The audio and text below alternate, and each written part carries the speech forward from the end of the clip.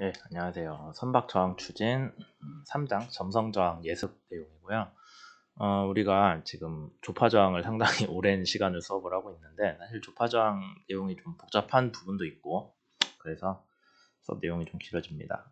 이제 이거 수업 이거 올라간 다음에는 이제 점성저항으로 다음 장으로 넘어가는데 점성저항은 뭐 그렇게 복잡하지는 않고요. 사실 점성유동 자체는 복잡해요. 여러분들이 오해를 하실까봐 말을 드리자면 점성 유동은 되게 복잡한 문제고요. 여러분들이 배운 말이 측류, 난류, 그 다음에 점성 유동의 운동량 보존에 대한 지배 방정식이 네비어-스톡스식이죠. 이런 것들 기억이 날 수도 있을 거예요. 근데 기본적으로 측류와 난류 문제는 점성의 문제입니다. 그러니까 앞에서 2단원에서 배운 조파저항은 측류 난류 문제가 전혀 아니에요. 그래서 수학적인 솔루션, 해가 있는 거고 구할 수도 있는 거고 해를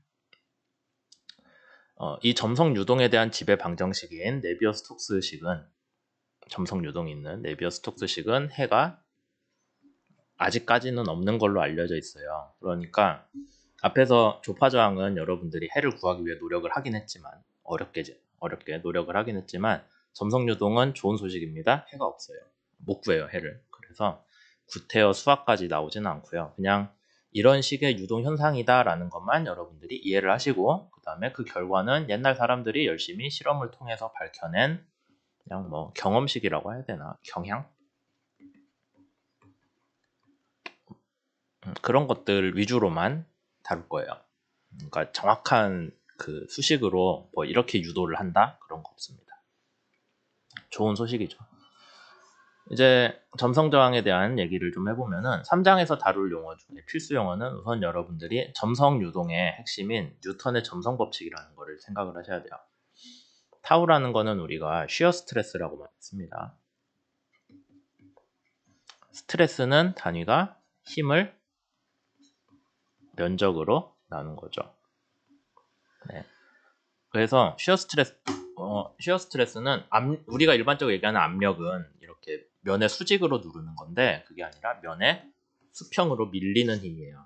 표면을 밀어내는 힘, 그러니까 표면을 수직으로 누르는 힘이 아니라 표면의 같은 방향으로 밀려가는 그런 힘입니다.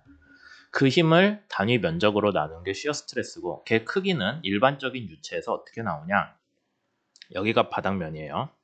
바닥면의 수직 방향으로 갈 때 방향면의 평행인 속도 성분이 변하는 정도. 그게 이 얘기죠. 수직 방향, Y방향으로 진행을 할 때 속도가, Y방향 속도가 절대 아니에요. X방향 속도가 변하는 정도.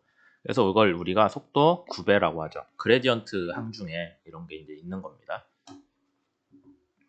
이렇게 하면은,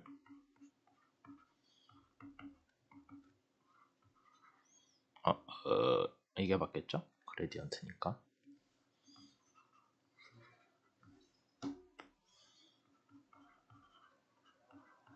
이런 식으로 여러분들이 구할 수 있을 거고, 이제 그 중에서 표면에 수직인 방향으로 진행할 때 속도 성분은 표면의 수평인 방향 성분. 그걸 여러분들이 뽑으시면 돼요.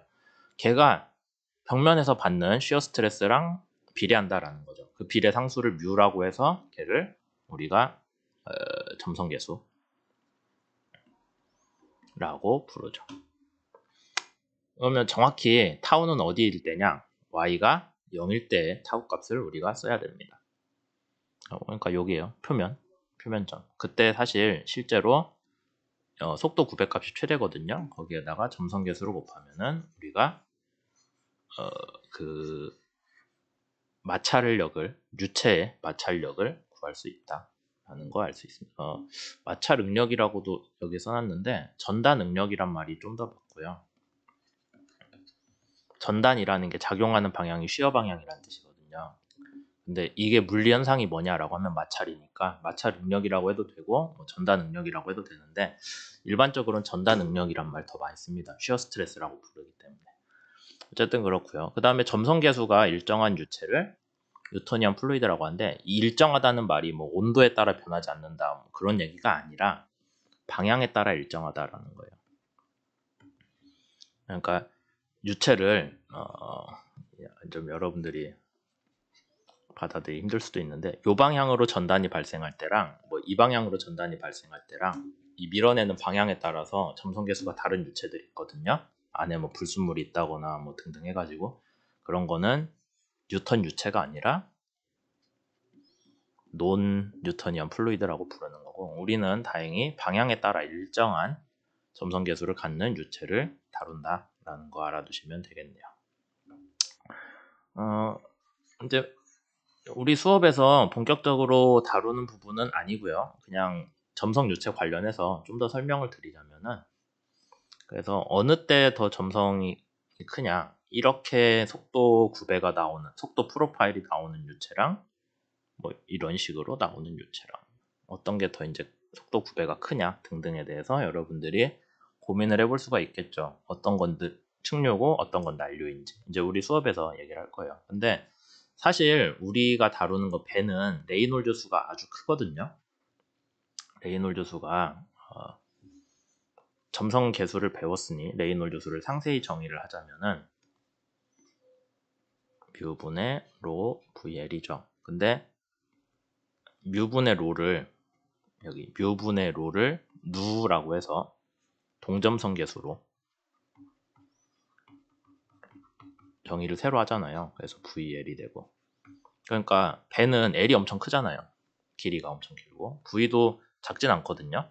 그렇게 돼서 레이놀드 수는 실제 배에 대해서는 뭐 크면 10의 9승까지 갑니다. 10의 9제곱. 그러니까 상당히 커요. 레이놀드 수가. 그러면은 이런 건 무슨 유체다? 난류 유동이다. 그래서 여러분들은 난류 유동에 대해서 주로 다루게 될 겁니다. 배에서 측류 유동은 거의 의미가 없어요. 아주 작은 부분이기 때문에. 그래서 난류 유동에 대해서 우리가 할 거고 그런 난류 유동에서의 마찰 아니면은 뭐 관련된 다른 물리 현상으로 인해서 우리가 발생하는 저항을 난류 저항이라고 하진 않고요. 점성 저항이라고 합니다.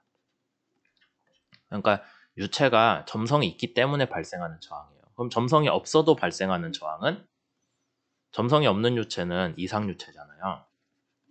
그러니까 이상 유체에서도 발생하는 저항은 조파 저항이고요. 이미 앞에서 우리가 이상 유체를 가정하고 포텐셜 유동으로 풀었잖아요. 조파 저항이 있고 이번에 수업에서 배울 건 점성 저항이다.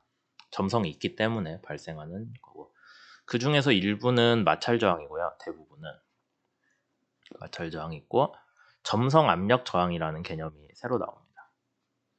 점성 압력 저항은 뒤에서 안 배우나?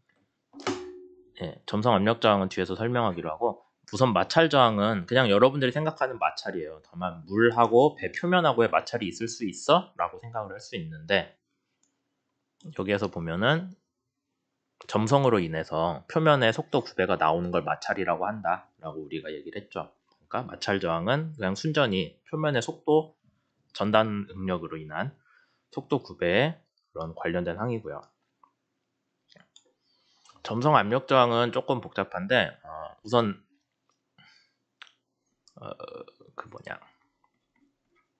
베른 의식부터 얘기합시다. 베른 의식은 정압하고 동압의 합이 일정하다는 거잖아요. 어디를 따라서? 유선을 따라서. 근데 마찰이 있으면 유선을 따라서 정압과 동압이 일정하지 않거든요. 갈수록 조금씩 깎여요. 왜냐면은 얘는 에너지 보존식이고 마찰이 있으면 에너지가 보존되지 않잖아요. 에너지를 잃잖아요. 그래서 여러분들이 배가 있다고 치면은 너무 막 그렸는데 되게 배는 오른쪽을 선수로 그리거든요. 그럼 유동이 이렇게 오겠죠. 유동이 와서 처음에 여기에 정체점이 생겨요. 정체점은 뭐냐면 속도가 0인데죠. 옆으로 쭉 가면은 여기서는 속도는 빨라지고 압력은 낮아지죠. 정체점은 압력이 최고예요. 또 뒤로 가면은 다시 여기에 정체점이 생기죠. 아마 여러분들이 이상유동에서 이런 거 유동 분석을 배웠으면은 속도가 다시 복원이 된다고 배웠을 거예요. 회복이. 회복이란다.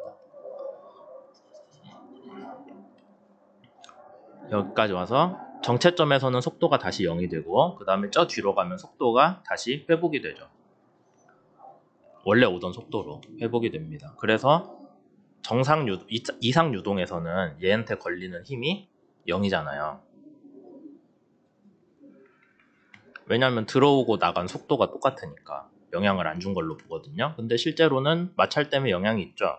그래서 여기서 갈 때, 처음에 왔을 때랑 뒤로 갈 때 속도가 얘가 VA라고 하면은 VB, 뒤쪽의 속도는 VA보다 작아요. 마찰 때문에 에너지를 잃었기 때문에. 그래서 정체점에서 압력이 원래 여기 처음 정체점 압력보다 좀 낮습니다. 얘를 F라고 하고 얘를 4니까 S라고 합시다. 그러면은 얘를 B라고 해야겠구나. PB는 앞쪽 정체점의 압력은 상당히 높을 텐데 뒤쪽 정체점은 이미 동압을 많이 잃었기 때문에 얘는 그렇게 높지 않아요. 그럼 앞뒤 압력 정압 차이가 있죠. PB가 더 크잖아요. 그러니까 배가 뒤로 밀리는 힘이 추가로 발생하거든요. 점성으로 인해서 배 주위를 흘러가는 유동이 에너지를 잃었기 때문에 발생합니다. 그런 거에 관련된 항들을 우리가 점성 압력 저항이라고 해요. 그러니까 점성이 없었으면은 앞뒤 압력 차이가 없는데 점성으로 인해서 압력 차이가 발생하는 게 점성 압력 저항의 발생 원인이죠. 이 부분을 3장에서 좀 중요하게 다룰 거예요. 그 다음에 마찰 저항으로 다시 넘어와서 마찰 저항을 실제 배 형상에 대해서 따라가서 구하면 제일 좋은데 배를 설계할 때 그거 뭐 알 방법은 없잖아요. 그러니까 그냥 같은 면적에 같은 레이놀즈 수의 평판이라는 건 평평한 판이에요. 걔를 몇 번 끌어서 실험을 한 데이터가 있거든요. 아니면 해석적으로 구하거나 그런 데이터를 이용해서 평판의 마찰 저항을 구하고 걔랑 배랑 뭐 어떤 관계가 있다라는 것만 쓰자라고 해서 실제 배 마찰 저항보다는 평판 마찰 저항이라는 거를 많이 사용을 했고요. 많이 사용을 했습니다. 그 다음에 이제 좀 더 배 형상이 복잡해지고 배가 좀 뚱뚱해지고 하는 문제들이 있으니까 잘 안 맞는 것 같아요. 평판 마찰 저항이. 그래서 실제로 3차원 형상을 고려를 하자. 평판은 2차원 물체잖아요. 3차원 형상을 고려하자라고 해서 평판 마찰 저항이랑 실제 마찰 저항의 차이를 좀 구해보자. 그 다음에 그 마찰 저항 더하기 3차원 형상으로 인한 마찰 저항 더하기 점성 압력 저항도 따로 계산을 해보자 라고 해서 나온 게 배가 형상이 있기 때문에, 그러니까 점성 유체라고 해도 평판은 점성 압력 저항이 있기는 어렵거든요. 왜냐하면 평판은 그냥 두께가 없으니까, 평판은 두께가 없기 때문에 앞뒤 압력 차이라는 게 발생할 수가 없어요. 근데 3차원형 배는 3차원 형상이기 때문에 형상으로 인한 저항이 있겠죠. 그게 점성 압력 저항이랑 마찰 저항에서도 뭔가 좀 차이가 있는 평판이랑 그런 것들 항을 더해서 배의 형상으로 인한 저항이다라고 해서 형상 저항이라고 하고요. 걔는 아마도 평판 마찰 저항에 대해서 일정 비율로 얻어질 거다. 그걸 우리가 K라고 해서 형상계수라고 합니다. 그래서 이번 3장에서는 주로 이런, 그러니까 단순히 평판으로만 선박의 마찰 저항을 해석하진 않는다라는 걸 바탕에 깔고요. 그럼 뭐가 다르냐? 그러고 걔네들은 어떻게 추정을 하냐 등등에 대한 얘기를 주로 하게 될 겁니다. 다시 얘기하지만 그렇게 수학적인 내용은 아니니까 이제 여러분들이 2장에서 좀 고생을 하셨더라도 3장은 그거보다 쉽게 갈 수 있다라는 거 꼭 알아두시면 좋겠네요. 네, 그러면 예습 영상은 여기까지 하고요. 뒤쪽에 뭐 중요 개념 같은 거 여러분들이 미리 보셔도 되는데 나중에 수업 끝나고 대충 이런 내용의 수업을 했구나 라는 거 이해하시고 그 다음에 다시 복습하면은 좀 더 나을 수도 있겠네요. 네, 그럼 여기까지 하겠습니다.